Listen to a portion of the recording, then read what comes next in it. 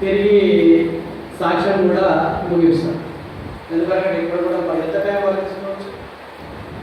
Half an hour తీసుకోవచ్చా? మా స్వగ్రామము నిజామాబాద్ డిస్టిక్లో నిజాం సాగర్ అనే మండలిలో 6-7 అంటే ఇక్కడ 11 అనుకోవద్దు, అది ఒక విలేజ్ పేరు. 6-7 అంటే 11, కానీ అది కాదు, ఆ విలేజ్ పేరే 6-7. ఓకేనా? అక్కడ నా జన్మస్థలం. తిరిగి నా స్టడీ మాత్రము అచ్చపేట అనే ఒక విలేజ్, తిరిగి పిట్లం అనే విలేజ్, కామారెడ్డి వాసర నా స్టడీ ఏరియా. అక్కడ ఇంటర్మీడియట్ వరకు చదువుకొని ఇంటర్మీడియట్ ఎగ్జామ్ రాస్తున్నప్పుడు మా మేడం వెళ్తున్నప్పుడు బస్ ప్రమాదంలో కింద పడిపోయారు. అక్కడ ఎంత ముందుకు తగిలి బస్ కింద పడిపోయారు. కానీ చనిపోయిన పరిస్థితులు వచ్చినప్పటికీ దేవుడు కాపాడి ప్రభు లేకపోతే మోకాలకు వచ్చాము చెప్పండి. ఆ స్టడీ అయిపోయిన తర్వాత హైదరాబాద్కి వచ్చాము. ఆ స్టడీ అయిపోయి కొంచెం టెంపరీగా పనిచేసి హైదరాబాద్కి వచ్చాము. హైదరాబాద్కి వచ్చి 78లో హైదరాబాద్కి వచ్చి పార్షూట్ అనే ప్రాంతం తెలుసుకుంటే మెచ్చలవాళ్ళ అనే ప్రాంతంలో పార్షూట్, అక్కడ కొంతకాలం నివసించి మున్సిపల్లో జాబ్ చిన్నగా టెంపరీగా జాబ్ దొరికింది. ఆ తర్వాత వచ్చి ఇక్కడ సంజయ్ గారు కలిసి సంజయ్ గారు మీ సండే స్కూల్లో కూడా చదువుతారు, అక్కడికి కూడా వచ్చాం. అక్కడ స్థిరపడిపోయాం. అయితే ఈ వాక్యాన్ని పెట్టి చూసినట్టయితే గత జీవితంలో ఎన్నో బలహీన పరిస్థితులు ఉండే. సరే, ప్రకటన అది ప్రసంగ గ్రంథంలో ఒక మాట చూపిస్తాను. నా యవన ప్రాయంలో కూడా కొన్ని రకరకాలైన ఆలోచనలు, తలంపులు, బలహీనతలు ఎన్నే కలిగి ఉంటాయి, మీకు కూడా తెలుసు. అయితే వాటన్నిటినీ ఇక్కడ వాక్యం చూసినట్టయితే 11వ అధ్యాయం ప్రసంగి 11వ అధ్యాయము 9వ వచనం నుంచి 12 వచనాలు మనం చూసినట్టయితే, యవనుడా నీ యవనమందు సంతోషపడము, నీ యవన కాలమందు నీ హృదయం సంతృష్టిగా ఉండడము, నీ కోరిక చొప్పునను నీ దృష్టి యొక్క ఇష్టము చొప్పునను ప్రవర్తించము. అయితే వీటన్నింటిని బట్టి దేవుడు నిన్ను తీర్పులోనికి తెచ్చునని జ్ఞాపకం ఉంచుకోను. లేత వయస్సు నడిప్రాయం గతించుకోనని కనుక నీ హృదయంలో నుండి వ్యాకులమును తొలగించుకొను, నీ దేహంలో చెరుపు దాన్ని తొలగించుకున్నాము. అయితే ఈ 2 వచనాలను బట్టి చూసినట్టయితే యవన ప్రాయంలో ఉంచినప్పుడు రకరకాలైన ఆలోచనలు, టీవీల కొరకు కానీ సినిమాల కొరకు కానీ, సినిమాలు అయితే నేను ఎక్కువ పోలేదు. ఒకటి కర్ణామడి అనే సినిమా మాత్రమే చూసాను. ఏది కూడా చూడలేదు, వెళ్ళేవాడిని కూడా కాదు. కానీ ఆలోచనలు, తలంపులు, బలహీనతలు ఎన్నో కలిగి ఉంటాయి. అవన్నీ చెప్పుకోవాలంటే పెద్ద ఇష్టం ఉంటుంది. కానీ యవన కాలంలో ఉన్నప్పుడు ఎన్నో తలంపులు వస్తాయి. కాబట్టి వాటన్ని తొలగించుకోవడము అనేది ఈ లేఖన భాగం చూపిస్తుంది. కాబట్టి ఇక్కడ అన్ని సంతోషపడడం, వాటిలో యవన కాలంలో సంతోషపడదు. ఏ రకంగా సంతోషపడాలి? ప్రభువులో సంతోషపడాలి. కానీ లోకంలో ఉన్న ఆచారాలు, అలవాట్లు, క్రియలు అవి కావు. వాటి వల్ల ఏమవుతుందంటే ఇక్కడ తీర్పు జరుగుతుంది. చూడండి, వీటన్నింటిని బట్టి దేవుడు నేను తీర్పులోనికి తెచ్చును. గుర్తించుకోవాలి. మనం యవన కాలంలో జరిగే క్రియలు, కాలంలో మనం చేసే పనులు, ప్రతి ఫలానికి దేవుడు బహుమానం ఇచ్చేవాడు ఉంటాడు. ఇప్పుడు లోకంలో ఉదాహరణ మనం చూసినట్టయితే, లోకంలో కొన్ని మంచి పనులు చేసినప్పుడు మంచివాడు అంటారు, దొంగతనం చేసినప్పుడు దొంగ అంటాడు. మన తల్లిదండ్రులను చూస్తే తల్లిదండ్రులు ఏమంటారు, అరే నువ్వు దొంగతనం చేసినావు, అబద్ధం ఆడినావు అని శిక్షిస్తారు కనిపిస్తారు. కానీ ప్రభు పట్ల మనం కూడా కొన్ని అబద్ధాలు, మోసం చేసినప్పుడు అక్కడ తీర్పు ఉంటుంది. కాబట్టి అక్కడ తీర్పులను కూడా పోకుండా ఉండాలంటే ఇక్కడలోనే మన అన్నింటినీ తీర్పు రాకుండా చూసుకోవాలి. అయితే వీటన్నింటిని బట్టి దేవుడు నిన్ను తీర్పులోనికి తెచ్చును. అయితే నా విషయం కూడా, నా వ్యక్తిగత పరిస్థితుల్లో కూడా కొన్ని పరిస్థితులు అలా తారుమారైనప్పుడు కూడా ఒకసారి శిక్ష వచ్చింది. శిక్ష అంటే యాక్సిడెంట్ జరిగింది. ఇది ట్యాంక్ బండ్ దగ్గర బండి మీద పోతున్నప్పుడు యాక్సిడెంట్ జరిగింది. అదే నేను డ్యూటీలో చేస్తున్నప్పుడు ఆఫీసర్కి చెప్పకుండా వెళ్ళిపోయాను. స్పీడ్గా వెళ్ళిపోతున్నప్పుడు గమనం జరిగి పడిపోయాను. అంత తర్వాత గుర్తుకొచ్చింది, అరే నేను ఆఫీసర్కి చెప్పలేదుగా, సరైన తొందరపడిపోతున్నాను కదా, అందుకని నాకు దెబ్బ తగిలిందేమో, పడ్డానేమో. అలాంటి వెంటనే ఎవరైతే మనకి యాక్సిడెంట్ చేసినా వాళ్ళు హాస్పిటల్ తీసుకుపోయారు. కానీ ఒకటేంటంటే గుర్తించారు, మనము ఎవరికి తెలియకుండా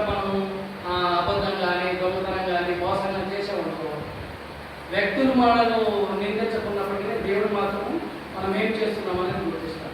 ఎవరు గెలవకపోవచ్చు, నా హృదయం మీ హృదయం ఎవరు గెలవకపోవచ్చు, కానీ దేవుడు మాత్రం తప్పకుండా తెలుస్తుంది. కానీ దానికి తగిన ఫలితం దేవుడు ఇస్తాడు. మంచి చేసినప్పుడు మంచి ఫలితాలు ఇస్తాడు. చెడు జరిగిందనుకో నేను చెప్పకుండా చిన్న విషయం దొంగతనం కూడా కాదు, చెప్పకుండా నాకు ఏదో అర్జెంట్ వచ్చి ఏదో దొంగతనం వెళ్ళిపోయినా స్పీడ్గా పోయినా అనమాట.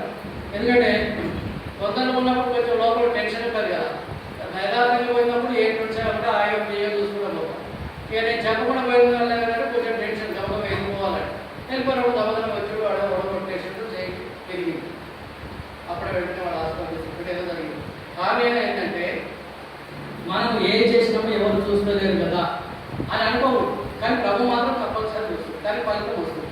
అందుకని ఇక్కడ నీ దేహమును చెరుపు దాన్ని తొలగించుకున్నాము. మాటలు కావచ్చు, చేష్టలు కావచ్చు, క్రియలు కావచ్చు, ఏదైనప్పటికీ నా వ్యక్తిగతంగా ఇవి జరిగినాయి. అప్పుడప్పుడే గుర్తుగా దాన్ని బట్టి ప్రకటన గ్రంథంలో 21వ అధ్యాయం మనం చూసినట్టయితే వాగ్దానం ఇచ్చింది దేవుడు. చూడండి మరోసారి చదవండి. ఎవరైనా ప్రకటన గ్రంథము 21:5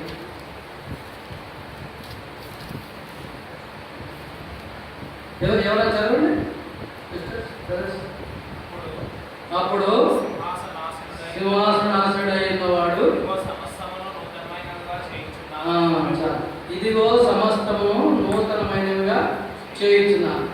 అంటే నేను షార్ట్గా చెప్తున్నాను. గత జీవితంలో యవన ప్రాయం కంటే ముందు చాలా జరిగాయి, కానీ వాటన్నిటిని బట్టి దేవుడు తీర్పులను వేస్తాడని ఈ వాగ్దానం కూడా నాకు ఎట్లా నెరవేర్చాడు. గతాన్ని ఇదిగో ఇప్పటి నుంచి నేను సమస్తమైనవిగా నూతనంగా చేస్తానంటు, సమస్తమును నూతనంగా చేస్తాను. కాబట్టి అప్పటి నుంచి నేను గతాన్ని మర్చిపోయాను. ప్రతి విషయంలో కూడా, ప్రతి మాటలో, తలంపులో, క్రియల ప్రకారమైన పరిస్థితులు అన్నింటిలో కూడా దేవుడు నాకు ఇచ్చిన వాగ్దానం బట్టి సమస్తమును నూతనమైనవిగా చేస్తానన్నాడు. కాబట్టి చేస్తూ వచ్చాడు కూడా. ఇక అప్పటి నుంచి ప్రభువులో కొనసాగుతూ వచ్చినప్పుడు నా మ్యారేజ్ విషయంలో కావచ్చు, వ్యక్తిగతంగా కావచ్చు, డ్యూటీ విషయం కావచ్చు, అయితే అన్నింటిలో కూడా నేను హాస్టల్లో ఉన్నప్పుడు సామెతల గ్రంథం బాగా చదివేది. సామెతల గ్రంథం ఒకసారి మనం సామెతల గ్రంథం పోదాం. సామెతల గ్రంథము 1వ అధ్యాయంలోనే మనం చూస్తాం. అక్కడ కొన్ని ఈ అన్ని గ్రంథాల కంటే సామెతల గ్రంథము ఒక హిందూ వ్యక్తి కూడా అర్థం చేసుకునే రకం ఉంటాయి. ఎక్కువ బైబిల్ చదవని వాళ్ళు కూడా ఈ సామెతల గ్రంథం చదువుతుంటే ఈజీగా అర్థం. చూడండి, మొదటి వచనం నుంచి మనము 8 వచనాల వరకు కూడా మనం మీరంతా చదువు కూడా బాగుంది, కానీ జస్ట్ ఒక 8 వచనాలు మనం చదువుకుందాము. నేను ఒక వచనం చదువుతాను, మీరు కూడా ఒక వచనం చదవండి. దావీదు కుమారుడు ఇశ్రాయేలు రాజునైన సొలొమోను సామెతలు. జ్ఞానమును ఉపదేశమును అభ్యసించుటకును, వివేకమును సంపదను గ్రహించుటకును, నీతి న్యాయ యథార్థం అనుసరించుటయందు బుద్ధి కుశలత ఇచ్చు ఉపదేశం అందుటకును, జ్ఞానం లేని వారికి బుద్ధి కలిగించుటకును, యవనకులకును తెలివిని విమోచనను, జ్ఞానం గలవాడు వృద్ధి చేసుకును, వివేకము గలవాడు ఆలకించి నీతి సూత్రములను సంపాదించుకును. జ్ఞానుల మాటలు వారు చెప్పు గడ్డము వాక్యమును జనులు గ్రహించెదరు. యెహోవా యందు భయభక్తులు కలిగి ఉంట తెలివికి మూలము, మూర్ఖుడు జ్ఞానము ఉపదేశమును తిరస్కరించెదరు. ఆ కుమారుడా, నీ తండ్రి ఉపదేశమును ఆలకించుము, నీ తల్లి చెప్పిన బోధను తిరస్కరించుము. అవి నీ తలకు సొగసైన మాలికలు, నీ కంఠములకు హారంగా ఉండు. చూడండి, ఈ చాలు. అయితే ఇక్కడ సామెతల గ్రంథంలో 1వ అధ్యాయం నుంచి చివరి వరకు కూడా చూసినట్టయితే నా కుమారుడా, నా కుమారుడా అని చెప్తూ ఉంటాడు. నా కుమారుడా, నీ తండ్రి ఉపదేశము ఆలకించము, నీ తల్లి చెప్పు బోధను త్రోసివేయకము. అయితే యవన కాలంలో మనం కూడా ఏం చేస్తామంటే తల్లిదండ్రుల మాట కూడా వినకుండా కొంచెం ఎటువంటి సరేలే మా చేస్తానులే, సరేలే అని ఏదో కొంచెం రెప్యూట్ చేసినట్టు ఉంటాం. ఎందుకంటే దేవుడి యొక్క భయభక్తి కలిగి ఉండలేనటువంటి వారు ఆ మాదిరిగా జవాబిస్తారు. కానీ దేవుడి మాటలు విని దేవుడిలో నడిచిన వారు ఉన్నవారు మాత్రము తల్లిదండ్రులను మొట్టమొదట ప్రభువుకు ఛాన్స్ ఇస్తారు. ఛాన్స్ ఇచ్చి వారు ఎట్లా ఉంటారంటే తగ్గించుకుంటారు అనమాట. సరే మమ్మీ నేను చేస్తాను ఈ పని, సరే డాడీ నేను చెప్పిన మాట వింటాను. అదేవిధంగా మన తండ్రి కూడా మనము ఆ మాదిరిగా జీవించాలని కూడా యవన కాలంలో ఎట్లా వస్తుంటే ఎవరు సాతాను గర్జించే వాళ్ళు వచ్చి ఏ ఆలోచనలో మాటల్లో ఫ్రెండ్షిప్ ద్వారా అలాంటిలో ఏం చేస్తాడు సాతాను వెంటనే మనం ఆవరించుకుంటాడు. ప్రతి పనిలో కావచ్చు, స్టడీ విషయంలో కావచ్చు, ఫ్రెండ్షిప్ల విషయంలో కావచ్చు, అన్నింటి కూడా ఈ ఎవరి దశ ఎట్లుంటుందంటే ఎవరిని కూడా రాయిదంటే రాయి పైలు పెట్టినట్టు ప్రవర్తిస్తారు అనమాట. అలాంటి దశలో కూడా నేను ఉండుంటుంది, ఎవరికి కేర్ చేయకుండా ఉండేది. కానీ ఈ ప్రభువులోకి వచ్చిన తర్వాత ప్రభు మాటలు విడిపోయి సామెత గ్రంథం చదువుతున్నప్పుడు కొంచెం కొంచెం కొంచెం కొంచెం నెమరు వేస్తూ ఉండేది. సరే ఇంకొక విషయం చూస్తాము. ఈ వాక్యం మనలో ఉన్నట్టయితే ఎట్లా ఉంటుందని చూడండి. సామెత గ్రంథము 2వ అధ్యాయము 23వ వచనంలో 22, 23లో ఉంటుంది. అవి నీకు జీవముగాను నీ మెడకు అలంకారముగాను ఉండును, అప్పుడు నీ మార్గం నీవు సురక్షితంగా నడిచెదవు, నీ పాదం ఎప్పుడునూ తొట్టిల్లదు. ఎందుకంటే ప్రభు వాక్యం మనలో ఉన్నప్పుడు, ఆయన మనలో ఉన్నప్పుడు మనము ఆయనలో ఉంటాం కాబట్టి సాతాను మనం ఏమాత్రం కూడా పట్టించుకోదు. దానియేలు గ్రంథంలో చూసినట్టయితే అక్కడ కూడా ఆ షడ్రక్ మేషక్ అబద్ధిలో ఉన్నారు కదా, అక్కడ ప్రభువుకు వ్యతిరేకంగా నెబుకద్నెజరు వాళ్ళ దేవుడికి పూజ చేయమన్నప్పుడు వీళ్ళు చేశారా? చేయలేదు. నా దేవుడు నేను స్తుతిస్తాను, నేను ప్రార్థిస్తాను. వారి మధ్యన ఎవరు వచ్చారు? ప్రభు వచ్చారు. కాబట్టి ఆయనలో మనం జీవించినప్పుడు మనకు కూడా దేవుడు తోడుగా ఉంటాడు. అందుకని ఇక్కడ ఏమంటుంది? నీ మెడకు అలంకారంగా ఉంటుంది. ఏది? మన వాక్యం. ఇంకొక ఏది ఎఫెసీ గ్రంథం కూడా ఉంటుంది. మన ఆభరణాలు ఏంటి, మనం ఎలా ఉండాలి, ఏ వాక్యం బట్టి మనం లోపడాలి ప్రభువులకు. చెడు కార్యాలు కూడా గలతీ అధ్యాయం కూడా చెడు కార్యాల గురించి ఉంది. ఇది ఆత్మానుసారమైన కూడా ఒకసారి మనం చూద్దాం. అక్కడ కూడా గలతీలో రాసిన పత్రికలో 16వ వచనం నుంచి మనం చూసినట్టయితే మనకు ఈ లోకంలో జరిగే వాటికి తిరిగి వాటికి ఫలితాలు ఏమిటి, ప్రభులో ఉంటే కూడా ఫలితాలు ఏమిటి అనేది కూడా మనం చూపించబడతాయి. తిరిగి చూడండి, నేను చదువుతాను. మీరు ఆత్మచేత 5వ అధ్యాయము 18వ వచనంలో, మీరు ఆత్మచేత నడిపింపబడిన ధర్మశాస్త్రం లోనైన వారు కాదు, శరీర కార్యాలు స్పష్టమైనవి ఏమనగా అవి జాగ్రత్తము, అపవిత్రత, కామకత్వము, విగ్రహారాధన, వ్యభిచారము, ద్వేషము, కలహము, మత్సరములు, క్రోధములు, కక్షలు, భేదములు, విమతములు, అసూయలు, మద్దతులు, అల్లరితో కూడిన ఆటపాటలు. ఇదో వీటన్ని చూస్తే నేను యవనకాలంలో ఉన్నప్పుడు ఇవి గుర్తిస్తే నాలో ఇవన్నీ లేవు కదా లేదా అని అనుకునేవాడు. కానీ విగ్రహారం లేదు, వ్యభిచారం లేదు, ద్వేషం లేదు, కలహాలు అంటే దాదాపుగా జనరల్గా ఉంటాయి. అల్లరితో కూడిన ఆటపాటలు. దీంట్లో ఒక 10% నాలో ఉన్నవి, 90% లేకుండే. కానీ ఏవైనప్పటికీ ఒక్కటి ఉన్నా కానీ తప్పే. మనం చిన్న పొరపాటు చేసినా అది తప్పే. ఇప్పుడు పాలలో కొంచెము చేదుదేమో కొంచెం రాపేసామనుకో, నువ్వు ఎంత స్వచ్ఛంగా ఉన్నప్పటికీ అది చేదైపోతుంది. కాబట్టి దీంట్లో ఇన్ని లేకున్నప్పటికీ చిన్న విషయంలో మనం పొరపాటు జరిగిందనుకో అది పొరపాటు అయిపోతుంది. చిన్న దొంగతనం చేసినా దొంగతనం, పెద్ద దొంగతనం చేసినా దొంగతనం. కాబట్టి వీటన్నిటికీ తీర్పు ఉంటుంది. తిరిగి మనం మంచి ఫలాల్లో ఫలించాలంటే ప్రభువులకు అనుకూలంగా జీవించాలంటే చూడండి 22వ వచనం చూసినట్టయితే, ప్రేమ, సంతోషము, సమాధానము, దీర్ఘశాంతము, దయాలత్వము, మంచితనము, విశ్వాసము, సాత్వికము, ఆశాయుక్తం.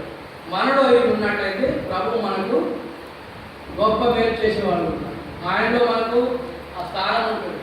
ఈ శరీర కార్యాలు మనం ఉంటే దేవుడు మన ప్రార్థన వినడు, మన మొర ఆలకించడు. మనం ఎలా ఉంటున్నామనేది మనకు శిక్షనే వస్తుంది, కానీ ఆ శిక్షణ తప్పించుకోలేదు. ఎవరి దశలోనే 100% మనము సాధారణ వెంటాడుతుంది అనమాట. ఆ వెంటాడుతూ ఉండాలంటే ప్రభు మాటలు వినాలి, ఆయనకు తగినట్టుగా జీవించాలి. ప్రతి శోధ నుంచి తప్పించబడాలంటే నువ్వు ఏది అనే ఒక మనిషి ఉన్నాడు, బైబిల్ ఉంది, యాకోబు పత్రికలో. అక్కడ ఆయన ఎంతో నమ్మకంగా ప్రార్థన చేశాడు. ప్రార్థన అన్ని కలిగి సమస్తం కలిగి వర్షం రావద్దంటే రాలేదు, ఇప్పుడు వర్షం కావాలి. ఎందుకంటే ప్రార్థన శక్తి ఎలాంటి, మనం ఏదైనా సాధారణ శోధన మనకు వచ్చింది, ఏదో సపోజ్ మనం ఫెయిల్ అయ్యామనుకో, ఇంకేదైనా కఠినంగా ఉన్నాయనుకో స్టడీ విషయంలో కానీ, అలాంటప్పుడు ప్రభువులో మనం ఉండి ప్రభు ఎంతో నమ్మకం విశ్వాసం కలిగి ఉన్నప్పుడు తప్పకుండా ప్రభు మనకు సహాయం చేస్తాడు. చూడండి ఒకసారి యాకోబు పత్రికలు మనం చూసినట్టు ఇది మనం దాదాపు అందరికీ తెలుసు. అక్కడ ఆసక్తితో ప్రార్థన చేశాడు. చూడండి చివరి అధ్యాయంలో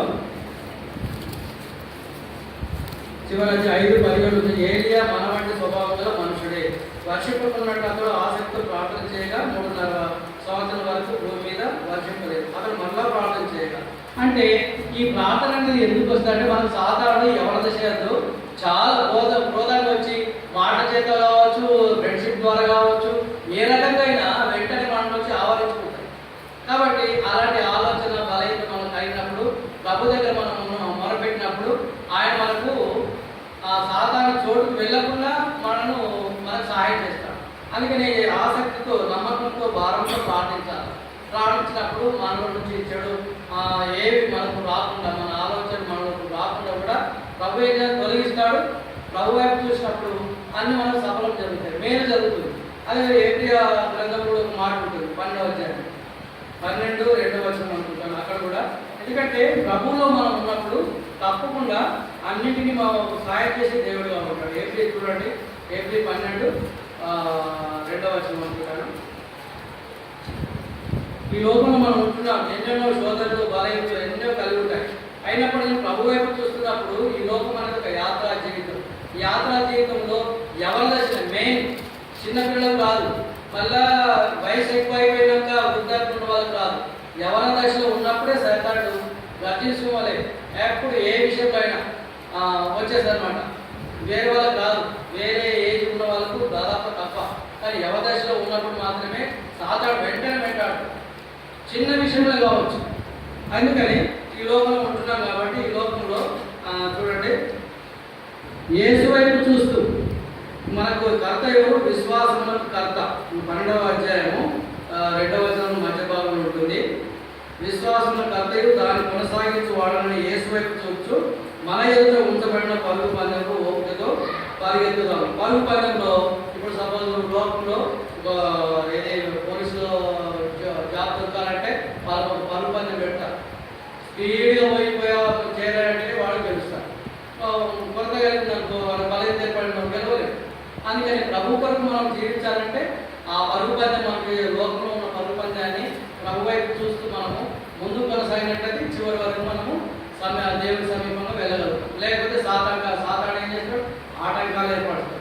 ఆ ఆటంకాలు తప్పించుకోవాలంటే మనకి ఏం కావాలి? ప్రార్థన కావాలి.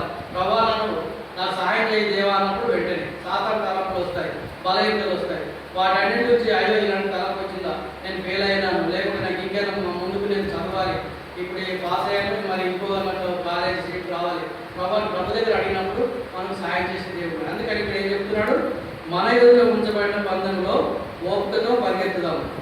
ఆయన తన ఎదుట ఉంచబడిన ఆనందం కొరకై ఆయనలో మనం ఉన్నట్టయితే మనకి ఎంతో సంతోషం, సమాధానం ఉంటుంది. ఆత్మఫలాలు అనేది మనం ఇంకో చూసుకుంటూ వచ్చాం.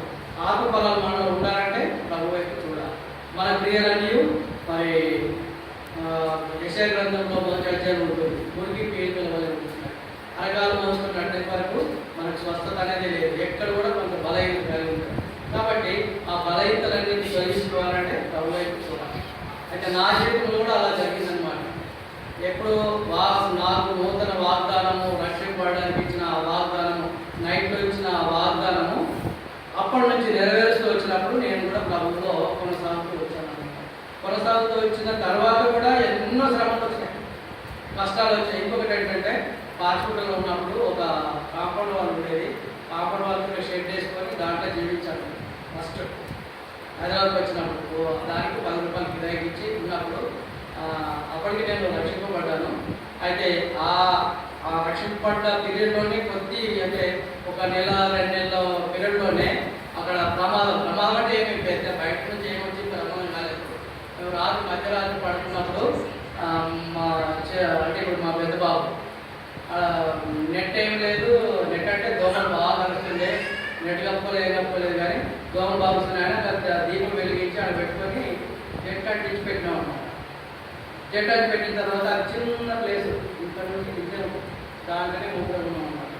అక్కడ ఏం జరిగిందంటే రాత్రి 12-1 గంటల ప్రాంతంలో ఆ కాలు తగిలిందో ఏం తగిలిందో తెలియదు, దీపానికి పడిపోయి అక్కడంతా కాలిపోయినట్టు అయిపోయింది. తిరిగి మేము కూడా దాంట్లోనే ఉన్నాం, గబగన మేము కూడా కాలిపోయే వాళ్ళమే. కానీ దేవుడు తప్పించాడు. అది అప్పుడు వెంటనే మెలకు వచ్చేసింది. మెలకు బాగానే వచ్చేసరికి పోయాలని మా పడుకుంది కదా, కాలు మోకాలు కింద బర్రం ఇక్కడ కూడా కాలింది. కానీ ఆ రోజు కూడా ప్రభు వైపు చూస్తూ వాళ్ళని అప్పుడే లేచి ప్రార్థన చేసుకుని అయ్యా భగవంతుడా మమ్మల్ని మేల్కొల్పించావా, మమ్మల్ని రక్షించావా, తప్పించావా ప్రమాదం నుంచి అప్పుడే మేము ప్రార్థన చేసుకుంటాం. అంటే ఏదైనా సాతాను ఆ రక్షింపబడ్డ కొన్ని రోజుల్లోనే అలాంటి క్రియ జరిగింది. కాబట్టి దేవుడు రక్షింపబడ్డ తర్వాత కూడా కొన్ని మనకు వ్యతిరేకమైనవి వస్తాయి. ఎందుకంటే దాంట్లో సహిస్తాడా లేదని కూడా కొన్ని మనకు సూచనలు చూపిస్తుంటాడు. కాబట్టి నాకు జరిగిన విషయాలు యవన కాలంలోనే సాతాను ఎన్నో విపరీతమైన పరిస్థితులు తీసుకుంటాడు.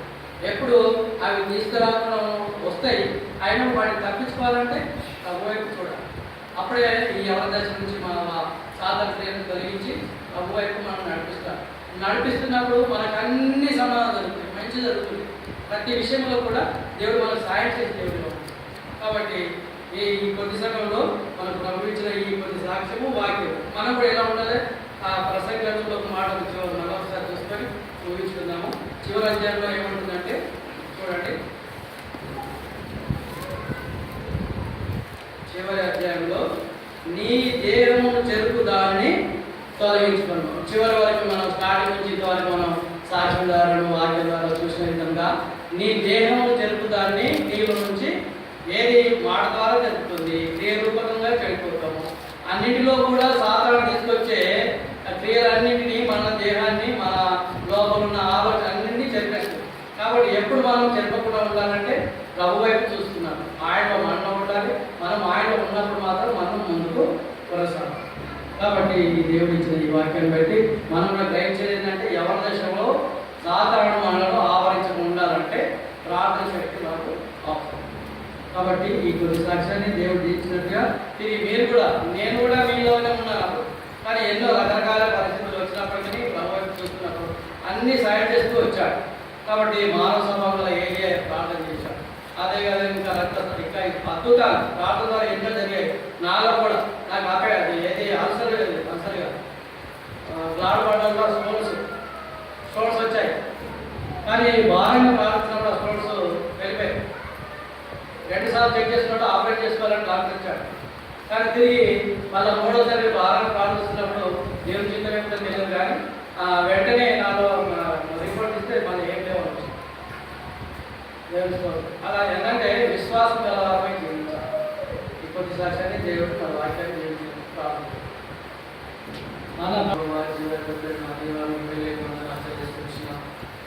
మాకు ఏడు నా పాటలు మాకు ఏవైతున్నారు నేనే పాటవాడని అన్ని ఎవరి ప్రాయంలో మా ప్రభావ నా జీవితం పాటలు మా ప్రభావ సాక్ష్యం పంచుకోవడానికి మీ వాక్యాన్ని పంచుకోవడం మా ప్రభావ మరి యవనస్తులు మధ్యలో మా ప్రభుత్వం దయచేశారు. ప్రభావ యవనస్తులు కూడా నా తండ్రి మీ వైపు చూస్తూ ఈ లోక రాత్రులు ముందు కొనసాగి ఉపచరించుకొని ఈ పిల్లలు కూడా నా తండ్రి మరి స్టడీ విషయంలో జాబ్ విషయంలో మరి అందరూ వారి వారి పరిస్థితులు బట్టి ముందు కొనసాగడానికి మా తండ్రి నీ వైపు చూస్తూ ప్రార్థన బలం ద్వారా సాతాను బంధించేవారుగా మీరు హృదయంలో నిశ్చయత కలిగి జీవించడానికి మా ప్రభావ మీరు కృప చూపించండి.